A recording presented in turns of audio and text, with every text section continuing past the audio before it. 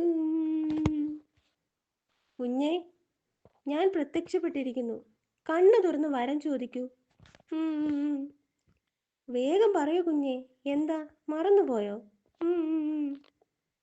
ശരി, ആലോചിച്ചിട്ട് പിന്നെ പറഞ്ഞാൽ മതി. പോയിട്ട് തിരക്കുണ്ട്. ഉം. ആലോചിച്ചോ? എന്താ വേണ്ടത്? പറയൂ. ഉം. മൂ മൂ എന്ന് പറഞ്ഞിട്ട് കാര്യമില്ല. വരം ചോദിക്കൂ കുഞ്ഞേ. ഉം. കളിയാക്കുകയാണോ? ദേ, കാട്ടുമുത്തപ്പനോട് കളിക്കരുത്. ഹാ. ഉം. ഇനിയെങ്കിലും ഒന്ന് പറ, എന്ത് വരം വേണമെന്ന്. ഉം. ഇതേ, നല്ല തല്ലു കിട്ടാത്തതിൻ്റെ കുഴപ്പമാ. ക്ഷമയ്ക്കൊരതിരുണ്ട്. ഹും.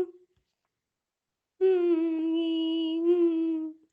പാവം, കരച്ചിൽ തുടങ്ങി.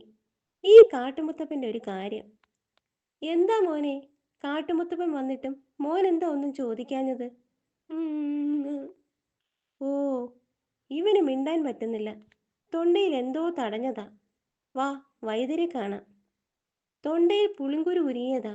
ഈ മരുന്ന് കഴിച്ചോ, ശരിയാവും. ശരി, തൊണ്ട ശരിയായല്ലോ. ഇനി മോൻ ധൈര്യമായി കാട്ടുമുത്തപ്പനെ പ്രത്യക്ഷപ്പെടുത്തിക്കൂ. ശരി. കാട് കുലുക്കുന്ന കൊമ്പനായി കൺമുന്നിൽ കാട്ടുമുത്തപ്പനെ കാണുമാറാകണം. ഇതിപ്പോ 4ാമത്തെ തവണയായി വരം ചോദിക്കുന്നോ ഇല്ലയോ? വരം വേണ്ട, ഇതങ്ങ് തരാനാ വിളിച്ചത്. എന്റെ കൊടുങ്കാട്ടു മുത്തപ്പാ, കാര്യമറിയാതെ പിള്ളേരെ തല്ലരുത് കേട്ടോ. പുളിങ്കുരു തൊണ്ടയിൽ തടഞ്ഞത് ശരിയാക്കാനാ ഞാൻ നേരത്തെ വിളിച്ചത്.